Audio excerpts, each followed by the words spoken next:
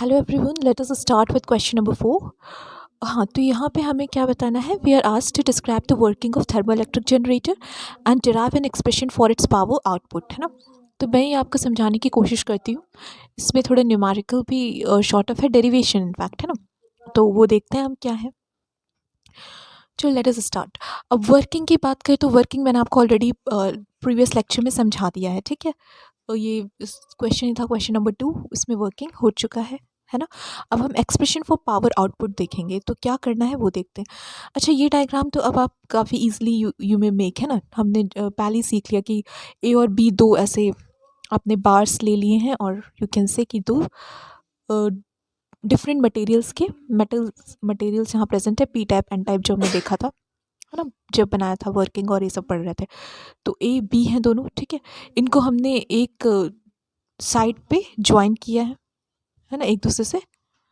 We have join them together using this T1 यहाँ पे जो गिवन है, ठीक। इधर से हम Q1 हीट सप्लाई कर रहे हैं इसको, है ना।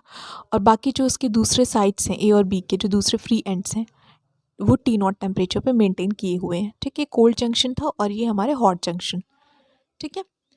चलो क्लियर। अब क्या किया हमने कि ये जो कोल्ड जंक्शंस है, यहाँ पे हमने देखा था कि एक्यूमुलेशन ऑफ चार्जेस हो रहा था, है ना। एन टाइप में इलेक्ट्रॉन्स एक्यूमुलेट हो रहे थे और पी टाइप में कोल्ड जंक्शन पे ही होल्स एक्यूमुलेट हो रहे थे। तो जैसे आप एक लोड के थ्रू इसको कनेक्ट करते हैं तो उसमें करंट फ्लो होना शुरू हो जाता है, ठीक है। This is how it was working. तो ये लोड RL यहाँ पे कनेक्टेड है and V voltage is being developed across this load, ठीक है। तो ये है आपका, ये डायग्राम क्या है वो मैंने आपको बता दिया, है ना। Q1 हीट सप्लाई की जा रही है ना। ए बी क्या है, ये डिफरेंट मटेरियल्स जो हमने यूज़ किए, in fact P type semiconductor and N type semiconductor आप कह सकते हो, ठीक। T0 टेम्परेचर्स पे कोल्ड जंक्शन है, ये वाला जंक्शन कोल्ड जंक्शन है, ठीक है। ये T0 टेम्परेचर पे और ये हॉट जंक्शन है T1 टेम्परेचर पे, ठीक है। T1 and T0 are temperatures and I is the current flowing through the load RL, okay, and V is the voltage difference that has appeared across this particular load, okay, ठीक है। अब यहाँ पे देखो source T1 है ना, और ये हमारे पास एक ये बेसिकली थर्मोडायनेमिक्स आपने पढ़ी होगी, तो उसका फर्स्ट लॉ शो करने के लिए it's a diagram. Source T1 है, Q1 हीट यहाँ सप्लाई हो रही है, तो या तो वर्क डन होगा उस हीट से जो सप्लाई की जा रही है, या फिर it will be send to a sink which is at temperature T0, है ना। तो उधर हीट ये ट्रांसफ़र हो जाएगी Q0 डॉट। तो Q1 dot is equal to Q0 plus W, है ना। ये चीज़ यहाँ पे गिवन है। मीन्स जो चीज़ हम सप्लाई करेंगे या तो वो कोई वर्क करेगी, उस पर यूटिलाइज हो जाएगी, और या तो फिर कहीं और जाके स्टोर हो जाएगी ना। This is what is happening. या किसी और चीज़ का टेम्परेचर इंक्रीज़ करेगी ना, तो इस तरह से जो चीज़ हम सप्लाई करें कहीं ना कहीं उसे यूज़ होना ही है ना। तो वो यहाँ पे शो किया हुआ है। I think single thermocouple generator का डायग्राम आपको क्लियर है। अब यहाँ पे जो जो टर्म्स हैं वो इन्होंने बताया कि T1 क्या है ना। तो देखते हैं। देखो, जहाँ पे हीट सप्लाई करें दैट इज सोर्स, है ना, और जहाँ पे हीट यूटिलाइज हो रही है दैट इज सिंक, है ना, जहाँ तक पहुँच रही है। ऐसे समझो, ठीक है। जो लो टेम्परेचर पे वो हमारा सिंक की तरह एक्ट कर रहा है, और जो हाई टेम्परेचर पे that is acting as source. Clear है, क्योंकि temperature will always move from high temperature to low temperature. तो high temperature area will act as source and low temperature will act as sink. So अब T1 देखो यहाँ क्या लिखा है, temperature of source that is K and T0 is temperature of sink, है ना। K here stands for kelvin, है ना। इनकी यूनिट्स दी हुई हैं, ये टेम्परेचर को केल्विन में हम मेजर करते हैं। T1 जो है यहाँ पे सोर्स का टेम्परेचर है ना, और जो T0 है ये किसका टेम्परेचर, सिंक का टेम्परेचर है, ठीक। और आपका जो इनकी यूनिट्स K हैं यानी कि केल्विन। L क्या है, L is the length of thermo electric materials M in metre. Small m is metre, है ना, लेंथ आप मीटर में मेजर करते हो। तो जो आपके थर्मो इलेक्ट्रिक मटेरियल्स है ना, A एंड B, इनकी जो लेंथ है that is L, capital L से डिनोट किया। ए क्या है, it is area of thermo electric materials, ठीक है। मीटर स्क्वायर इसकी यूनिट है ना, area of thermo electric material. What is the unit of this, metre square. Area की यूनिट आप जानते हो, ओके। एंड नेक्स्ट है थर्मल कंडक्टिविटी ऑफ मटेरियल्स, है ना। तो थर्मल कंडक्टिविटी, जो भी मटेरियल हम यहाँ यूज़ करें इसकी कुछ थर्मल कंडक्टिविटी होगी, जो कि हमने पहले पढ़ा था कि यहाँ पे जो मटेरियल हम यूज़ करेंगे हम कोशिश ये करते हैं कि उन मटेरियल्स की थर्मल कंडक्टिविटी लो हो, मतलब जो हीट है ना वो उसको बहुत ज़्यादा ना कंडक्ट करे कि तुरंत यहाँ पे जो हीट है वो यहाँ पहुँच गई। वी नीड टेम्परेचर डिफरेंस, तो थोड़ा स्लो मोशन में हीट ट्रांसफ़र होना चाहिए, है ना। तो हम इसीलिए थर्मल कंडक्टिविटी को लो रख रहे थे। तो वो जो भी थर्मल कंडक्टिविटी है इन मटेरियल्स की उसको हमने स्मॉल के से डिनोट किया है, ठीक है। तो जो स्मॉल के है दैट इज थर्मल कंडक्टिविटी, इसकी यूनिट क्या होती है, वॉट पर मीटर केल्विन, है ना, दिस मीटर केल्विन, ठीक है। अब रो है हमारी, this rho is electrical resistivity of material, है ना। तो अब जैसे हम इलेक्ट्रिकल कंडक्शन की भी बात कर रहे थे, तो कंडक्शन की जहाँ इलेक्ट्रिसिटी की बात करते हैं तो वहाँ रेजिस्टिविटी और इलेक्ट्रिकल रेजिस्टेंस, है ना, ये चीज़ आपको ध्यान देना है। तो इलेक्ट्रिकल रेजिस्टिविटी किस में होता है, ओम मीटर, इसकी यूनिट होती है रो की, आपने पढ़ा होगा, ठीक है। R is equal to rho L by A, ये वाली चीज़ें पढ़ी है ना, तो वही है ये रो। के है आपका थर्मल कंडक्टेंस ऑफ मटेरियल, एक कंडक्टिविटी है और एक कंडक्टेंस है, जैसे कि रेजिस्टिविटी और रेजिस्टेंस में जो रिलेशन है वही कंडक्टिविटी और कंडक्टेंस में रिलेशन है, ठीक है। ये थोड़ा समझ लेना। कैपिटल के से डिनोट करते हैं इसकी यूनिट क्या है, वॉट पर केल्विन, है ना। और ये इसका एक हमने फॉर्मूला लिखा है, जैसे आर का फॉर्मूला क्या होता है, रो एल बाई ए, है ना। तो वैसे ही थर्मल कंडक्टेंस का फॉर्मूला क्या होता है, जो ये स्मॉल के जैसा कुछ सिंबल है वो small K A by L, है ना। यहाँ पे रिवर्स रिलेशन है ए और एल में, क्योंकि conductance is opposite of resistance, ये चीज़ आपको पता है ना। रेजिस्टेंस अपोजिशन है, conductance is allowing the flow of current और थर्मल जो भी एनर्जी है ना। बट हाँ, यहाँ पे कंडक्टेंस थर्मल है और बाकी जो रेजिस्टेंस है वो इलेक्ट्रिकल रेजिस्टेंस की बात कर रहा है। बट आप ध्यान रख सकते हो मतलब कि क्या रिलेशन है, बस ये ध्यान रख लेना कि कंडक्टेंस एरिया के डायरेक्टली प्रोपोर्शनल होता है, वहीं रेजिस्टेंस एरिया के इन्वर्सली प्रोपोर्शनल होता है, ठीक है। लेंथ के डायरेक्टली प्रोपोर्शनल होता है रेजिस्टेंस, और कंडक्टेंस लेंथ के इन्वर्सली प्रोपोर्शनल होता है। इससे आपको ध्यान रखने में थोड़ा आसानी होगी, ठीक है। अच्छा, अब अल्फ़ा यहाँ क्या है, alpha is absolute value of Seebeck coefficients V by K, and pi is absolute value of Peltier coefficient V, है ना। तो अल्फ़ा आप समझ के हमने अल्फ़ा एस यूज़ किया था, ठीक है। तो अल्फ़ा एस जो है उसको यहाँ पे सिंपली अल्फ़ा लिख दिया है, that is Seebeck coefficient, unit इसकी वोल्टेज पर केल्विन है ना, ठीक है। क्योंकि हमने फॉर्मूला भी तो देखा था, E is equal to alpha T, है ना। तो अल्फ़ा की यूनिट क्या हो जाएगी, E M F is measured in voltage and temperature in kelvin, है ना। तो अल्फ़ा क्या हो जाएगा, वोल्टेज पर kelvin.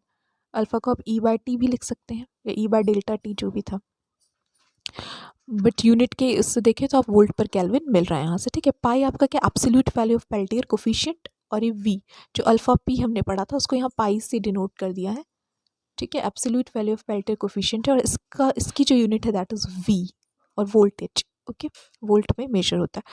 Suffix A and B are used for respective materials. अब इन्होंने बताया कि जो ए और बी है तो इसका सफिक्स हम यूज़ करेंगे, जैसे कि अल्फ़ा ए, है ना, अल्फ़ा बी। तो जब ए की बात करें मतलब मटेरियल ए की बात हो रही है, और बी अगर सफिक्स की तरह यूज़ हुआ तो that is we are talking about material B, है ना। तो suffix A and B are used for respective materials, and suffix L is used for load resistance. जैसे हमने आर एल यूज़ किया तो suffix L is used for load resistance, ठीक है। तो ये चीज़ आपको क्लियर होगी। तो यहाँ पे इन्होंने फिर क्या कर दिया, सारे जो भी हमने टर्म्स यूज़ किए हैं यहाँ पे या जो हम यूज़ करेंगे वो सब यहाँ पे इन्होंने लिख दिया, ठीक है। चलो ये क्लियर। अब आगे बढ़ते हैं, let's come to the second point. Actually हमें हमारा जो मेन एम है that is to derive expression for power output, है ना, कि कितना आउटपुट पावर यहाँ पे मिल रहा है हमें, उसके लिए एक्सप्रेशन हमें डिराइव करना है। तो हम इसी को देख रहे हैं कि कैसे क्या हो रहा है। आउटपुट यहाँ पे आई स्क्वायर, ये आई की वैल्यू पता चल जाए, है ना, और आर एल इक्वेशन में गिवन है, तो this is how we will calculate I square R L से पावर जनरेटेड पता चल जाएगा, ठीक है। तो लेट्स सी कैसे क्या किया इन्होंने। Consider hot plate as control volume and the Seebeck voltage V is equal to alpha AB T1 minus T0 is generated as a result of current flow I in the circuit when the load RL is placed in the circuit, ठीक है। इन्होंने कहा कि सबसे पहले हम assume करते हैं कि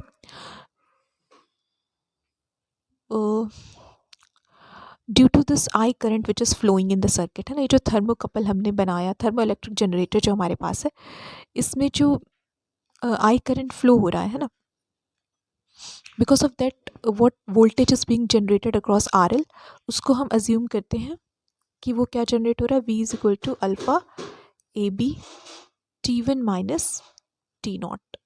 ठीक है, अब ये कहाँ से आया, तो this came from this particular equation, जो आपने पहले सीबेक वाला पढ़ा था ना इफेक्ट, उसी में हमने पढ़ लिया था कि इस तरीके से रिलेशनशिप होता है जो EMF जनरेट होता है और जंक्शंस के टेम्परेचर डिफरेंसेस पे। ठीक है, तो वही यहाँ पे गिवन है। अब हमारे पास दो मटेरियल हैं A एंड B, तो Seebeck coefficient alpha A B and temperature difference क्या है T1 minus T naught, V is your EMF जो जनरेट हुआ। ठीक है, अक्रॉस द लोड। तो ये हमारा इक्वेशन आया EMF जनरेटेड का। तो ये आपको ध्यान रखना है। ठीक है, ये क्या है, वो वोल्टेज है जो इस डायग्राम में आपको दिख रहा है V है ना, जो RL के अक्रॉस डेवलप हुआ है।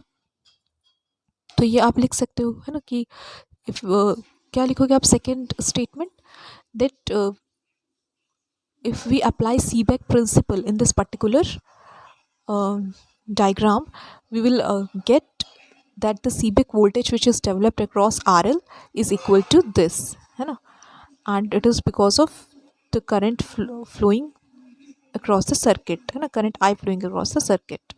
तो ये clear हो गया। अब next जो point है, that is the heat rate into hot plate is Q1 dot, है ना, is balanced by the heat conducted into 2 legs QK dot। अब यहाँ ध्यान देना, हम थर्मोडाइनमिक्स प्रिंसिपल पे पहुंचने जा रहे हैं। ठीक है, नेक्स्ट स्टेप हमारा, तो इसमें हम क्या करें कि हॉट प्लेट जो था उस पर हमने एक हीट सप्लाई की, उस हीट को हमने नाम दिया Q1 डॉट। ठीक है, Q1, तो Q1 हीट सप्लाई कर रहे हैं हम। अब ये जो Q1 हीट है इसका हो क्या रहा है, आप अगर बैलेंस इक्वेशन लिखना चाहें कि Q1 किसके बराबर है, मतलब आपने हीट सप्लाई की, वो कहाँ जा रही है, कहाँ यूटिलाइज हो रही है, तो that is balanced by heat conducted into 2 legs, तो उसको हम क्यू के डॉट से डिनोट करेंगे। थर्मल कंडक्टिविटी हो रही है, तो एक तो जो हीट आपने सप्लाई की वो ये जो 2 लेग्स A और B यहाँ पे बने ना, ये वाले legs, one leg is this A और दूसरा ये B वाला लेग्स, तो इसके थ्रू वो कंडक्ट हो रहा है हीट, है ना, तो एक थर्मल कंडक्टेंस का कॉन्सेप्ट आया। तो स्मॉल k जो था that was our thermal conductivity ना, तो वो जो हीट इस कंडक्टेंस के लिए रिस्पॉन्सिबल है उसको हमने क्यू के से डिनोट किया। ठीक है, तो कुछ अमाउंट ऑफ हीट यहाँ से कंडक्ट हो रहा है। ठीक है, तो Q1 का एक पार्ट क्यू के डॉट के फॉर्म में यूटिलाइज हो रहा है। ठीक, दूसरा यहाँ पे आप ये देखोगे कि एक बार जब EMF जनरेट हो जाता है तो EMF जनरेट होने की वजह से भी टेम्परेचर में डिफरेंसेस क्रिएट होते हैं। मतलब सीबेक इफेक्ट का जो अपोजिट इफेक्ट है दैट इज पेल्टियर हीट, है ना, QP डॉट। तो पेल्टियर हीट आपके यहाँ पे QP डॉट है ना। पेल्टियर हमने पहले ही पढ़ा था कि it is opposite of Seebeck effect, है ना। सीबेक इफेक्ट क्या होता है कि सीबेक इफेक्ट में आप EMF का जनरेशन कर रहे थे टेम्परेचर डिफरेंस की वजह से, but once EMF is being generated तो वहाँ पे पेल्टियर इफेक्ट पिक्चर में नहीं आ जाएगा कि EMF की वजह से भी तो टेम्परेचर में डिफरेंसेस क्रिएट होंगे ना। तो ये आप ध्यान रखना कि सीबेक एंड पेल्टियर दे को एग्जिस्ट विद ईच अदर, है ना। तो कुछ तो एक आपने जो हीट सप्लाई की वो यहाँ पे आया और दूसरा वो कहाँ यूटिलाइज हुआ, it is also you can say generated as Peltier heat, है ना, उसमें भी कन्वर्ट हुआ, तो उसको हमने QP से डिनोट किया एट द जंक्शन, है ना। जंक्शंस पे वो एज अ पेल्टियर हीट भी इवॉल्व होगा once the EMF is generated, फिर वो रिवर्स वाला इफेक्ट, जैसे अगर मोटर्स में आपने बैक EMF का कॉन्सेप्ट पढ़ा होगा ना, तो उसी तरीके से कुछ है। So due to current flow in the circuit, ठीक है, तो जो करंट अब फ्लो होने लगा उसकी वजह से ही पेल्टियर हीट जनरेट होगी जंक्शंस पे, है ना। तो उसको कहते हैं QP, उसको QP से डिनोट किया। QK क्या है, जो ये लेग्स में थर्मल कंडक्टिविटी हुई कि यहाँ से हीट ट्रांसफ़र होगा इधर ना, तो दैट इज़ थर्मल कंडक्टेंस, तो वो जो है दैट इज़ QK। और जो आई करंट फ्लो होने की वजह से जंक्शन का जो टेम्परेचर चेंज हुआ दैट इज़ QP, है ना, Peltier heat. Okay, and the Julian heat that is Qj by 2 that flows into each junction, assuming that half the heat appears at each junction। फिर एक हमने Julian heat, joule जो हमने joule वाला concept पढ़ा था I²R वाला losses, तो वो यहाँ पे देख लेते हैं कि जो आपकी A और B हैं मेटल्स हमने यूज़ किए, ये एक तरीके से रेजिस्टेंस भी तो है, RA एंड RB, इनमें रेजिस्टेंस भी है। तो अगर ये एक रेजिस्टेंस है तो यहाँ पे जूलियन हीट भी जनरेट होगी, है ना। सो दैट इज़ उसको हमने यहाँ पे QJ से डिनोट किया। तो ओवरऑल जो हीट RA और RB पे डिपेंड करेगा कि क्या हीट जनरेट हुई है। तो अगर हम टोटल मिला लें टोटल हीट देखें तो क्या जनरेट होगा, I square R A plus R B, है ना, ये जनरेट होगा। तो हम यहाँ ये एज्यूम कर ले रहे हैं कि दोनों जंक्शंस पे इसका आधा आधा जनरेट हुआ, ठीक है। टोटल पता है हमें अमाउंट, बट हम एक आइडियल सिचुएशन मान रहे हैं कि half of that is generated at first junction and half of that is generated at second junction. तो इसलिए हमने क्यू जे बाई टू को मान लिया, ठीक है, ओके। अब आपका फर्स्ट लॉ ऑफ थर्मोडायनेमिक्स यहाँ पे आया, ठीक है। तो फर्स्ट लॉ ऑफ थर्मोडायनेमिक्स में अगर आप देखो तो एक जो हम लोग ऐसे पढ़ते थे कि हीट आपका जो है that will be utilised for doing some work and for change in internal energy, ऐसे एक कॉन्सेप्ट रहता था, ठीक। तो अब यहाँ पे आप ऐसे समझ लो कि जो हीट सप्लाई होगी वो कहीं ना कहीं यूटिलाइज होनी चाहिए ना, तो उस तरीके से इन्होंने एक इक्वेशन लिख दी, ठीक है, कि जो भी हीट आ रही है वो किसके बराबर कहाँ यूटिलाइज हो रही है। तो लेट्स से जो क्यू इन सप्लाई किया that is getting converted into Q के, है ना, और जो आपका आई स्क्वायर जंक्शन पे जो टेम्परेचर जूलियन हीट जनरेट हुई that is responsible for Q P dot, है ना। तो क्यू इन ये दोनों का सम इनके बराबर होगा, है ना, ऐसे करके हमने एक इक्वेशन यहाँ पे लिखी, ठीक। अब इन सब को हमें आगे फर्दर एक्सपैंड करना है। तो ये इक्वेशन आपको बेसिकली ध्यान रखनी है, ये पेल्टियर वाला और कंडक्टेंस एक साइड पे करना है, और जो आपका क्यूविन है यानी जो हीट आप सप्लाई कर रहे हो प्लस जो जूलियन हीट यहाँ जनरेट हो रही है। सी इसका concept is not that clear to me कि ऐसा इन्होंने क्यों डायरेक्टली लिखा है, बट जो यहाँ से मुझे देख के समझ में आ रहा है दैट इज़ कि जो हम चीज़ सप्लाई करें वो कहाँ यूटिलाइज हो रही है, वो इक्वेट होना चाहिए, क्योंकि एनर्जी ना ही क्रिएट होती है ना डिस्ट्रॉय होती है, वो एक फॉर्म से दूसरे फॉर्म में कन्वर्ट होती है ना, ये चीज़ तो हमें पता है, सिंपल लॉ है। तो वही यहाँ पे हो रहा है कि अगर क्यूविन सप्लाई किया किस में कन्वर्ट हुआ, कंडक्ट ही तो हुआ, तो क्यू के, है ना। और अगर आपका जो जंक्शन में टेम्परेचर अगर बढ़ा due to some flow of current Q J by two की वजह से, तो वो किस चीज़ में चेंज हुआ, पेल्टियर हीट में क्यू पी, है ना। तो ये चीज़ यहाँ पे, तो इसीलिए हमने इक्वेट कर दिया। अब एक एक को हम एक्सपैंड करते हैं। क्यू पी हमारा पेल्टियर हीट है ना, तो आपने पेल्टियर हीट का हमने पढ़ा था पहले, आप इधर से देखो तो आपको ध्यान आएगा, क्यू पी, है ना, this is a Peltier heat. तो क्यू पी क्या था, अल्फा पेल्टियर ने कोफिशिएंट जो है Peltier coefficient multiplied by I, है ना, ये देखो क्यू पी वॉज हीट, तो that is equal to alpha P into I, जो आपका पेल्टियर कोफिशिएंट है मल्टीप्लाइड बाय करंट। तो वही सेम चीज़ हमने क्यू पी को क्या लिख देंगे, यहाँ हमने देखो absolute value of Peltier coefficient को पाई से डिनोट किया, और क्योंकि ए बी सफिक्स यूज़ करेंगे क्योंकि जो मटेरियल यूज़ है वो ए और बी है ना। तो आपका जो क्यू पी है वो क्या हो जाएगा, पाई ए बी इंटू आई, है ना। अच्छा, अब जो पाई ए बी था ना, फिर हमने एक रिलेशन पढ़ा था सीबेक कोफिशिएंट और पेल्टियर कोफिशिएंट में, ध्यान देना यहाँ पे जो स्टार्टिंग में। तो देखो पेल्टियर कोफिशिएंट को आप क्या लिख सकते हो, Seebeck coefficient multiplied by T temperature, तो वही यहाँ पे किया है कि पाई ए बी यहाँ पे जो पेल्टियर कोफिशिएंट था, this pi A B is your Peltier coefficient, तो ये आपका पेल्टियर कोफिशिएंट क्या हो जाएगा, this can be replaced by Seebeck coefficient जो कि यहाँ अल्फा ए बी है multiplied by T one temperature ना, ठीक है, इंटू आई तो हमारा करंट है, ओके। चलो ये हो गया। अब क्यू जे डॉट क्या है, क्यू जे डॉट अभी मैंने आपको बताया कि जो आपके ए और बी लेग्स हैं डिफरेंट सेमीकंडक्टर मटेरियल के, तो इनका कुछ रेजिस्टेंस भी होगा, डिफरेंट मेटल्स के आप कह सकते हो अगर हमने यूज़ किया तो आर ए और आर बी, इनका अगर रेजिस्टेंस है तो इसमें कितना जूल ऑफ एनर्जी और हीट जनरेट होगा, तो that is I square R, है ना। तो आई स्क्वायर आर ए इसमें जनरेट होगा और आई स्क्वायर आर बी इसमें जनरेट होगा, उसको हमने ऐसे लिख दिया, ठीक है। फिर नेक्स्ट जो यहाँ पे लिखा है ये भी सिंपल है, आर ए को आप क्या लिख सकते हो, resistance is resistivity into L by A, है ना, R is equal to rho L by A, है ना। तो आर ए क्या है, L A by A plus rho B L B by A B, है ना, वो हमने यहाँ पे लिख दिया आई स्क्वायर। ये क्लियर हो गया आपको। अब क्यू के क्या है हमारा, दिस इज जो कंडक्टेंस हीट कंडक्ट हुई लेग्स के थ्रू वो है, तो थर्मल कंडक्टिविटी कंडक्टेंस क्या है, के ए प्लस के बी, है ना। तो ये भी जो हीट कंडक्टेड है ना उसका फॉर्मूला होता है, ठीक है, किसके डायरेक्टली प्रोपोर्शनल होता है, जो हीट कंडक्ट है वो टेम्परेचर डिफरेंस के डायरेक्टली प्रोपोर्शनल है, तो T one minus T not, और ये कोफिशिएंट्स के ए प्लस के बी, है ना, ये आपके क्या है थर्मल कंडक्टेंस है दोनों ए के और बी, जो दो मटेरियल यूज़ हुए हैं, ठीक। पैरेलल है तो K A plus K B is the total overall conductance and difference in temperature is return हुए हैं, है ना। अब ये आप यहाँ से ही देख लो, यहाँ पे इन्होंने बताया था कि जो कैपिटल के है उसका स्मॉल ए से क्या रिलेशन है, इधर आर और रो रेजिस्टिविटी का रिलेशन था, तो वही यहाँ पे इन्होंने रिप्लेस कर दिया है। तो अब आई थिंक ये आपको अब से हो जाएगा कि कैपिटल के ए की जगह हम क्या लिख सकते हैं, small K A into area of A divided by length of A, जो मटेरियल है ना, ए वाला जो मटेरियल उसका जो बार है उसका एरिया अगर ए है, लेंथ एल है, एल ए है ना, तो ये हो जाएगा उसका कंडक्टेंस, जहाँ पे स्मॉल के ए क्या है, कंडक्टिविटी ऑफ मटेरियल ए, ठीक है।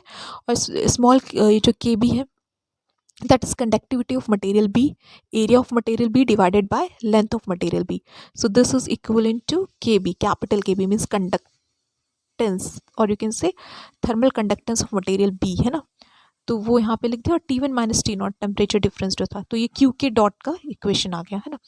अब ये दोनों जो क्यू जे डॉट है, क्यू के डॉट और क्यू पी डॉट की हमने यहाँ इक्वेशंस निकाली सेकेंड थर्ड और फोर्थ में, इसको हम सब्सटीट्यूट करेंगे फर्स्ट वाले इक्वेशन में।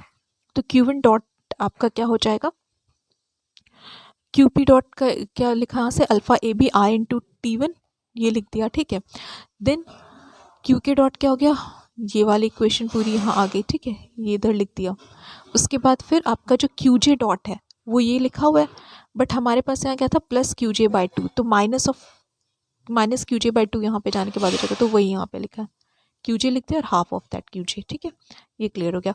अब यूजफुल पावर जनरेटेड क्या होगा, यूजफुल पावर जनरेटेड वो पावर जनरेटेड जो कि लोड के अक्रॉस हुआ है, वही हम यूटिलाइज कर पा रहे हैं, जितना लोड RL जो है आपका, इस पर जितना पावर जनरेट होगा that is actually the useful power जो हम यूज़ कर पा रहे हैं, बाकी तो total power we are not utilising, है ना। तो यूजफुल पावर हमारा क्या है, I² RL, ठीक है।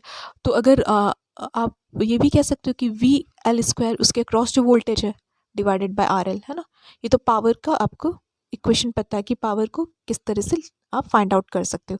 अगर किसी रेजिस्टेंस के थ्रू I करंट फ्लो हो रहा है तो उसमें कितनी पावर फ्लो हो रही है, I² RL, या फिर अगर कोई RL रेजिस्टेंस है और उसमें उसके क्रॉस जो वोल्टेज है दैट इज़ VL, तो आप VL² RL लिख सकते हो पावर फाइंड आउट करने के लिए। तो दोनों ही सेम चीज़ें हैं, वो हमने यहाँ लिख दी, ठीक।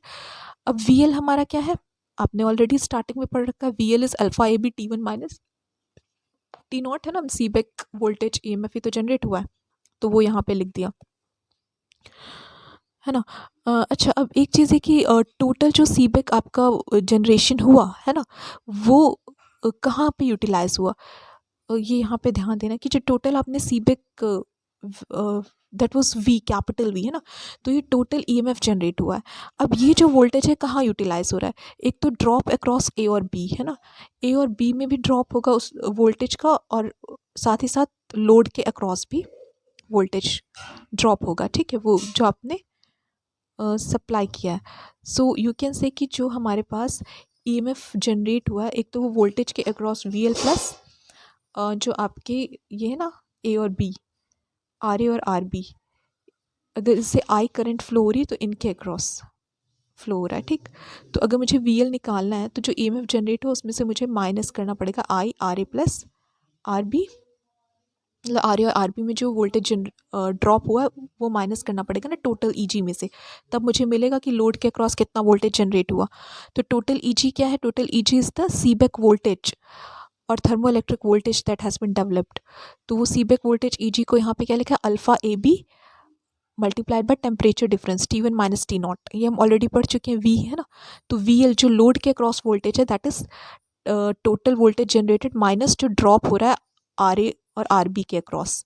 RA RB क्या है, रेजिस्टेंस है किसके, metal A and metal B के, और इसमें I करंट फ्लो हो रहा है तो इतना ड्रॉप हो रहा है, क्लियर है ये, ठीक है। अब करंट अगर किरचॉफ्स लॉ की बात करें तो उससे हमें पता चलता है कि I is equal to V/R, है ना। तो V हमारा क्या है, जो टोटल वोल्टेज जनरेट हो रहा है that is alpha AB T1 minus T not, है ना। और R यहाँ पे क्या है, तो लोड का रेजिस्टेंस है, साथ में ये भी सीरीज में कनेक्टेड है RA और RB, है ना। देखो सीरीज में था, करंट इधर से फ्लो होके इधर इधर जाएगी ऐसे, फिर इधर चली जाएगी ऐसे। तो इस सर्किट में जब देख रहे हैं तो यहाँ RA और RL और RB में जो करंट है दैट इज सेम, है ना। तो वो तीनों ही रेजिस्टेंस सीरीज में है, तो equivalent resistance will be the sum of all the three resistance, है ना, RA plus RB plus RL, है ना। और alpha A B T1 minus T0 ये लिखा है। अब एक यहाँ पे टर्म इन्होंने एक न्यू टर्म इंट्रोड्यूस की स्मॉल एम, जिसको हम कहते हैं रेजिस्टेंस रेशियो। तो स्मॉल एम क्या है हमारा, R L by R A plus R B, मतलब लोड रेजिस्टेंस डिवाइडेड बाय जो आपके लेग्स हैं ए और बी लेग्स या आर्म्स, उनका resistance R A plus R B है ना। तो 1 + m क्या हो जाएगा, ऑब्वियसली ये R A plus R B ऊपर भी ऐड हो जाएगा, तो R A plus R B plus R L by R A plus R B है ना। So this is something which you have seen. अच्छा, तो ये क्लियर है। Upon putting the value from equation 4.49, मतलब ये जो वैल्यू है ना एम वाले टर्म पे, ये हमें कहाँ पे डालना है, इस वाले इक्वेशन पे। तो क्या हम ऐसा कर सकते हैं, बिल्कुल कर सकते हैं। R A plus R B plus R L है यहाँ पे, तो उसे हम क्या लिख सकते हैं, 1 + m into R A plus R B है ना। तो हमने इस वाले इक्वेशन में आई को क्या लिख दिया, alpha A B T1 minus T0 divided by 1 + m R A plus R B. ठीक है,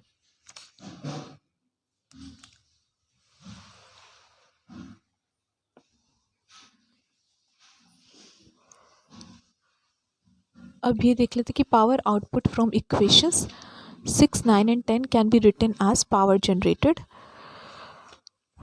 okay, so WL is what, I square R L हमने पढ़ा था है ना। तो आई स्क्वायर आर एल है,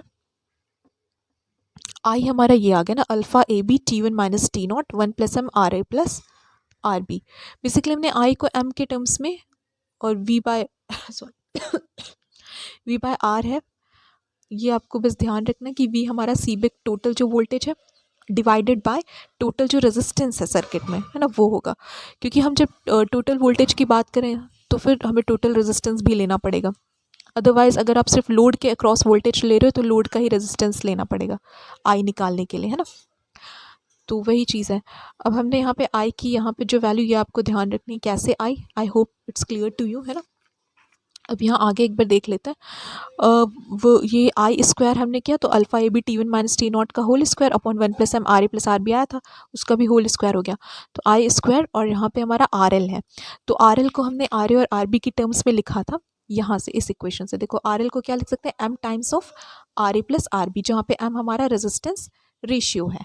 ठीक है, तो वही आर एल हमने यहाँ पे सब्सटीट्यूट किया।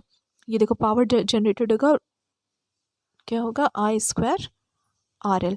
तो आई स्क्वायर एक इक्वेशन से लिया आपने, आर एल को क्या लिख सकते हैं, m times of R A plus R B, क्योंकि m आपका क्या है, रेजिस्टेंस रेशियो है, that was equal to R L by R A plus R B. तो वो यहाँ पे हमने आर एल लिख दिया है, और ये जो पूरी टर्म है ना, this is your I square है ना, वो लिखा हुआ है। ठीक है, तो यहाँ तक हो गया। अब m यहाँ से आ गया, ठीक, और 1 + m स्क्वायर ये लिखा हुआ है, और ये आपका लिखा R E plus R B जो ऊपर है और नीचे स्क्वायर है R A plus R B का, तो ये आपका कैंसिल आउट हो जाएगा है ना, और इसका स्क्वायर चला जाएगा, तो नीचे बस R A plus R B बचेगा, ऊपर का ये गायब हो गया। ठीक है, अब I think this is quite clear to you. तो ये इक्वेशन आपकी आ गई। तो फाइनली हमने ये यहाँ पे निकाल लिया कि कितना पावर जनरेट हुआ। आई थिंक इसी का एक्सप्रेशन हमें निकालना था है ना। तो क्वेश्चन तो वैसे ही कंप्लीट हो जाता कि what is the expression for its power output, हो गया ना, वी हैव फाइंड आउट। तो आपका क्वेश्चन तो यहीं कंप्लीट हो गया है ना। बट थोड़ा सा आगे हम और देख लेते हैं कि रेट ऑफ हीट इनपुट क्या हो जाएगा। तो जो Q1 था, ये आपका रेट ऑफ हीट इनपुट है। Q1 डॉट कहाँ गया, ये हमने यहाँ पढ़ा था ना, Q1 डॉट हमने इधर से ये देखा। ठीक है, तो अब यहाँ पे जो हमने आई की वैल्यू यहाँ कैलकुलेट की है नीचे, ये आई की जो वैल्यू, ये आपको यहाँ पे जहाँ जहाँ आई दिख रहा है वहाँ वहाँ सब्सटीट्यूट कर देना है। ठीक है, तो वही इन्होंने किया, जहाँ जहाँ पे आई था वहाँ वहाँ पे उसकी वैल्यू एम के टर्म्स में, आर ए आर बी के टर्म्स में सब्सटीट्यूट कर दी, तो ये कुछ इक्वेशन आ जाएंगी है ना। फिर इसको यहाँ पे और सिंप्लीफाई करके लिख लिया, ये हो गया। अब एफिशिएंसी क्या होता है, अगर एफिशिएंसी पूछे तो फिर WL जो आपकी यूज़फुल पावर है डिवाइडेड बाय जो टोटल सप्लाई आपने की, वही एफिशिएंसी होगी भाई। आउटपुट बाय इनपुट, सप्लाई हमने कितना इनपुट किया, एफिशिएंसी आउटपुट बाय इनपुट होता है, सबको पता है ना। तो WL क्या है, this is your output power generated, उसकी ये यहाँ पे लिखी इक्वेशन। और Q1 क्या है हमारा, ये जो हमने सप्लाई दिया उसकी इक्वेशन ये लिखी है, दोनों का रेशियो निकाल दो, तो कुछ ऐसा आपके पास आ जाएगा। ठीक है, आई think this is more than sufficient for this particular question. आप यहाँ तक भी करते हो ना, क्योंकि आपसे सिर्फ पावर जनरेटेड का पूछा है, तो कोई ज़रूरत नहीं फिर ये करने की बट हाँ, अगर क्वेश्चन थोड़ा सा मॉडिफाई करके पूछ लिया कि जो हीट सप्लाई है या इनपुट हीट है उसका क्या है, उसका उसके लिए एक इक्वेशन लिखो या है ना, फाइंड आउट करो एक्सप्रेशन, तो फिर आप यहाँ तक सॉल्व कर लो। और एफिशिएंसी का एक्सप्रेशन पूछा है तो ये दोनों निकाल के इनका रेशियो फाइंड आउट कर लो, यहाँ तक सॉल्व कर लो, ठीक है। तो इतना ही रखते हैं इसमें और इतना ही मोर देन सफिशिएंट है। बाकी आप देख लेना, आई डोंट थिंक वो सब पूछा जाएगा कि मैक्सिमम एफिशिएंसी की क्या कंडीशन है क्या। Okay, so that's all for this lecture, thank you.